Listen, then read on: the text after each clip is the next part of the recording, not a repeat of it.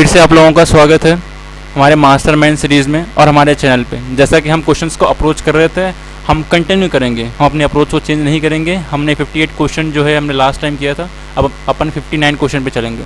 59 question में क्या लिखा है कि India is a member of international grain council.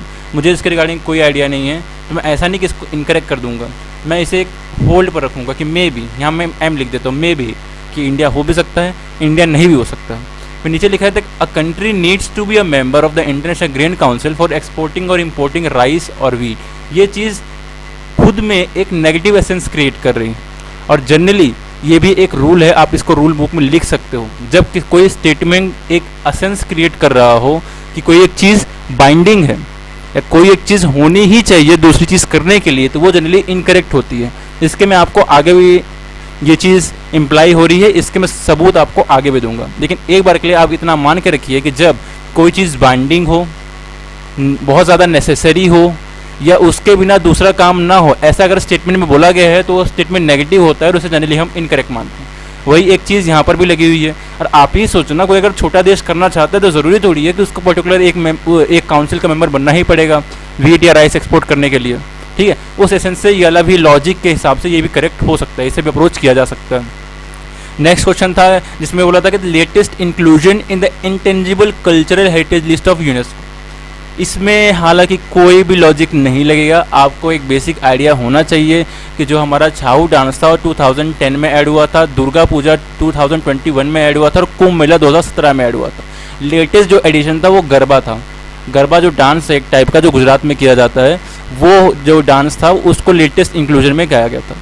तो यहाँ पर कोई भी ट्रिक या लॉजिक नहीं लगेगा, तो यहाँ पर मैं लॉजिक को आउट ऑफ कर दूंगा। हाँ, आपको एक बेसिक नॉलेज और करंट अफेयर की अवेयरनेस होगी तो आप इन दोनों को कर लो, इस वाले पर्टिकुलर क्वेश्चन को कर लोगे। नेक्स्ट क्वेश्चन की तरफ चलिए। नेक्स्ट क्वेश्चन में पूछा गया था कि who was the provisional president of the constituent assembly before doctor Rajendra Prasad. Doctor Rajendra Prasad हमारे कॉन्स्टिट्यूंट असेंबली के प्रेसिडेंट थे, लेकिन उनसे पहले प्रोविजनल प्रेसिडेंट कौन था, ये इसमें पूछा गया।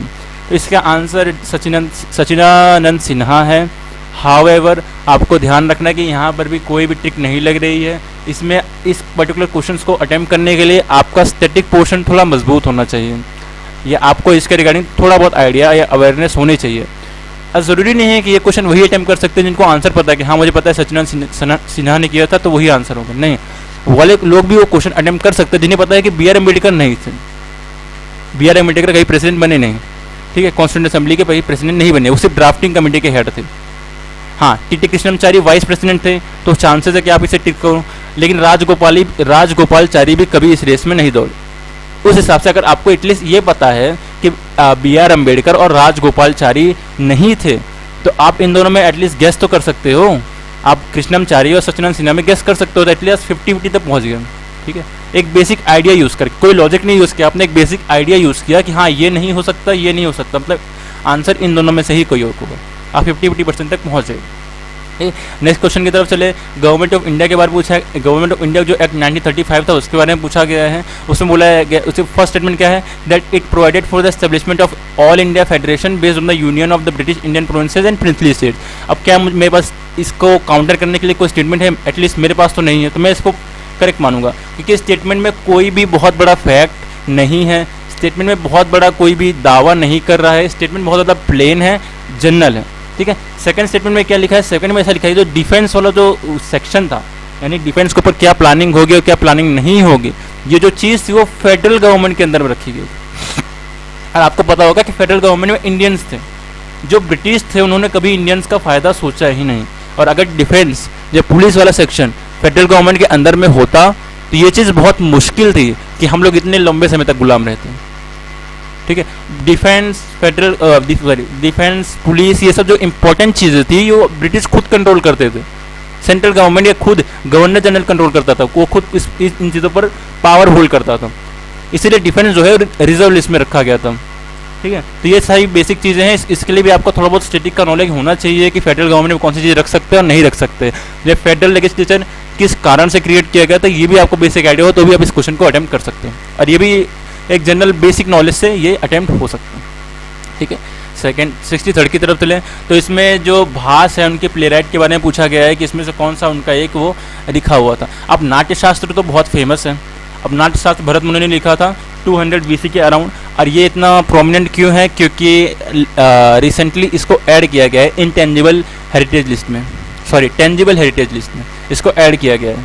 इसीलिए इसको, और आई थिंक शायद महाभारत या रामायण दोनों में से एक जना को, महाभारत को शायद ऐड किया गया है, दोनों को एक साथ ऐड किया गया है, इसीलिए ये प्रोमिनेंट है। हो सकता है इसके रिगार्डिंग 2026 में कोई क्वेश्चन पूछ लिया जाए। तो कुछ इस तरीके का अप्रोच इस वाले क्वेश्चन में रहेगा हमारा पर्टिकुलरली। नेक्स्ट वाला क्वेश्चन है जिसमें संघभूति के बारे में पूछा गया था, जो कि एक इंडियन बुद्धिस्ट मोंक है, जिसमें से उनके बारे में डिटेल दिया गया है। That who travelled to China at the end of the 4th century AD was the author of, मतलब कि एक पर्टिकुलर बुक का नाम बताना है जिसके ऑथर संघभूति हो। अब बहुत सारे लोगों के लिए ये चीज़ मुश्किल हो सकती है। क्यों? क्योंकि संघभूति ने पर्टिकुलरली किस चीज़ के बारे में लिखा है, ये चीज़ मैं तो मुझे नहीं पता है या मोस्ट लोगों को नहीं पता होगा। ठीक है, ये चीज़ नॉलेज बेस्ड है, आप बोल सकते हो ये चीज़ मोस्टली नॉलेज बेस्ड आ सकती है। ठीक है, तो कुछ जो बुक्स लिखी उनके बारे में पता चल गया। तो ये तो प्रजन परिपत्या सूत्र जो है ये नागार्जुन ने लिखी थी, जो महायान सेक्ट के थे। ठीक है, विशुद्धि मग्गा ये पाली में लिखी गई थी 5th century के अराउंड। तेरवाड़ा सेक्ट में जो बुद्ध घोष नाम के इंडिविजुअल थे उन्होंने ये लिखी थी। ठीक है, ये वाली जो बुक थी पर्टिकुलरली ये संघभूति की बुक थी।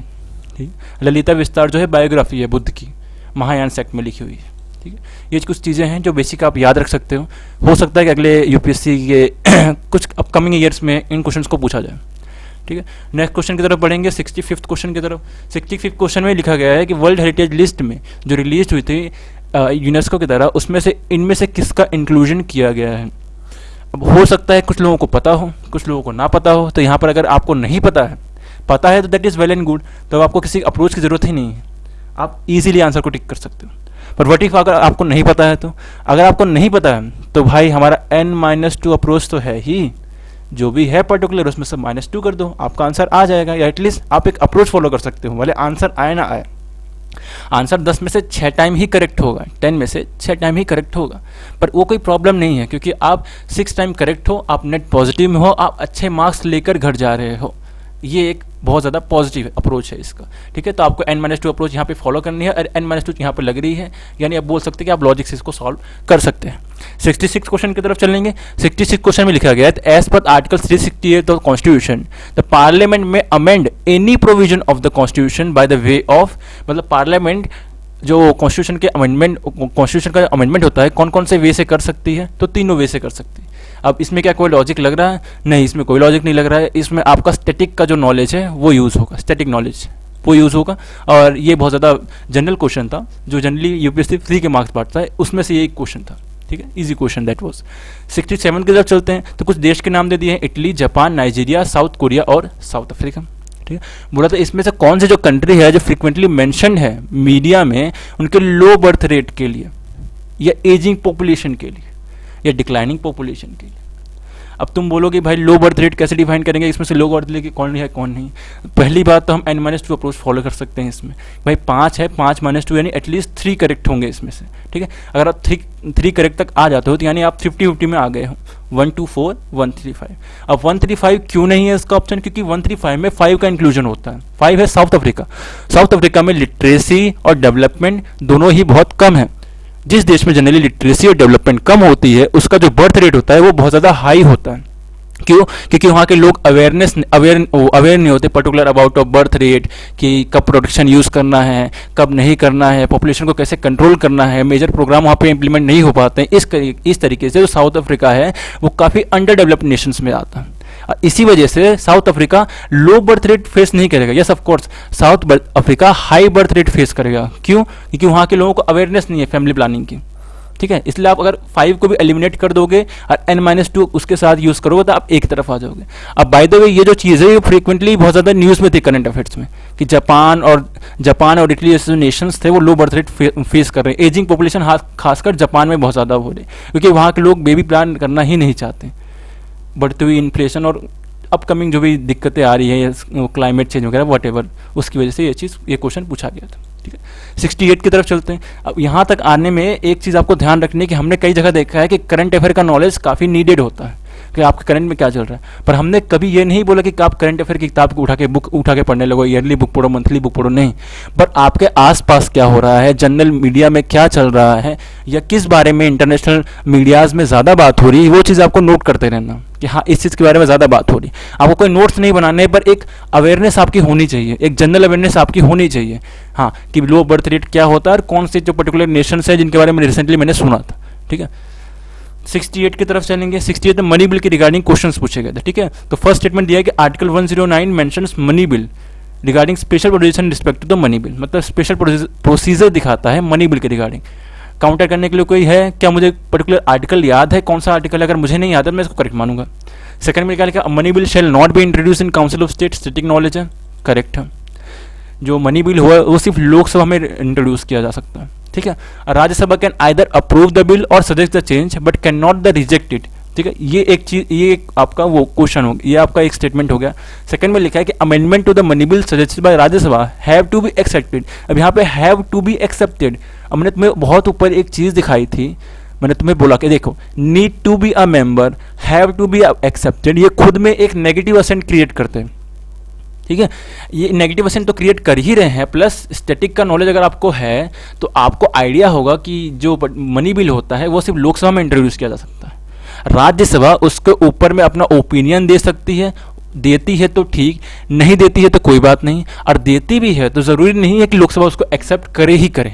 ठीक है, और दूसरी बात यहाँ पे हैव टू बी एक्सेप्टेड यानी एक कंपल्जन क्रिएट किया गया, और ऊपर बोल रहा है कि भाई या तो एक्सेप्ट कर सकते हैं या तो रिजेक्ट भी कर सकते हैं। तो भाई ये दोनों तो कॉन्ट्रारी स्टेटमेंट हो गई, तो 3 और 4 साथ में नहीं आएगा कभी, तो ये आपका जो ऑप्शन है पर्टिकुलरली कट जाएगा।